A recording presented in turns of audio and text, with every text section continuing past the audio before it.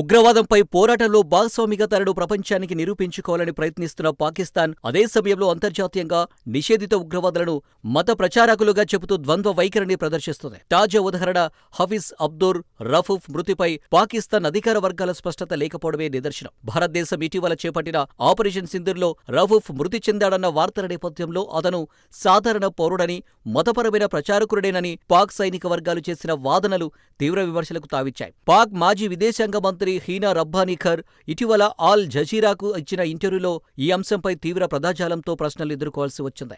నిజాలను చెప్పడానికి ఆమె తడబడిన తీరు పాకిస్తాన్ దుష్టబుద్ధిని మరోసారి బయటపెట్టింది. ఉగ్రవాదంపై పాకిస్తాన్ రెండు నాల్కల ధోరణి, అంతర్జాతీయ ఒప్పందాల పట్ల నిర్లక్ష్యం, భారత భద్రతా వ్యవస్థపై ప్రభావం స్పష్టమవుతుంది. పాకిస్తాన్ మాజీ విదేశాంగ మంత్రి హీనా రబ్బానీ ఖర్ ఇటీవల ఆల్ జజీరా ఇంటర్వ్యూలో సంచలన వ్యాఖ్యలు చేశారు. భారతదేశం ఇటీవల నిర్వహించిన ఆపరేషన్ సింధూర్ దాడుల్లో మృతి చెందిన హఫీజ్ అబ్దుర్ రహూఫ్ ను సాధారణ పౌరుడిగా చిత్రీకరించే పాకిస్తాన్ ప్రయత్నాన్ని ఆమె సమర్థించి జర్నలిస్ట్ ఎదురుదాడిని ఎదుర్కొంది.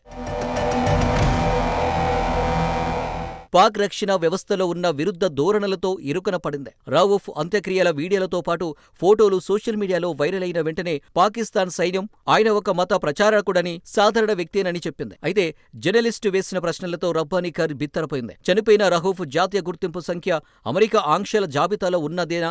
ఆ సైనిక ప్రతినిధులే ఐడిని విడుదల చేయలేదా? హఫీజ్ అబ్దుల్ రహూఫ్ వ్యక్తిగతంగా హఫీజ్ సయీద్ కు అత్యంత సన్నిహితుడా కాడా? ఈ ప్రశ్నలకు రబ్బానీ ఖర్ స్పష్టతనిచ్చేందుకు ప్రయత్నించినప్పటికీ నిజాలను ఒప్పుకోవాల్సి వచ్చింది. ఓఎఫ్ఏసీ డేటాబేస్ ప్రకారం హఫీజ్ అబ్దుర్ రహూఫ్ పైన ఎన్నో ఆస్తుల నిషేధాలు అమల్లో ఉన్నాయి. Rauf national identity number, passport వివరాలు, ఇళ్లన్నీ కూడా లాహోర్ పరిధిలో ఉన్నాయి. అలాగే ISPR director general Ahmed Sharif Chaudhry స్వయంగా ప్రెస్ కాన్ఫరెన్స్ లో రహూఫ్ వ్యక్తిగత డేటా చదివి వినిపించాడు. పాక్ సైన్యం చెప్పే వాదన ప్రకారం రహూఫ్ సామాన్యుడనే వాదన డొల్లని తేలిపోయింది. పాకిస్తాన్ ఒకవైపు అమెరికాకు ఉగ్రవాద వ్యతిరేక పోరాటంలో భాగస్వామిగా ఉంటూనే తనకు నచ్చినట్టుగా ఇండియాకు వ్యతిరేకంగా వ్యవహరించడం పరిపాటిగా మారింది.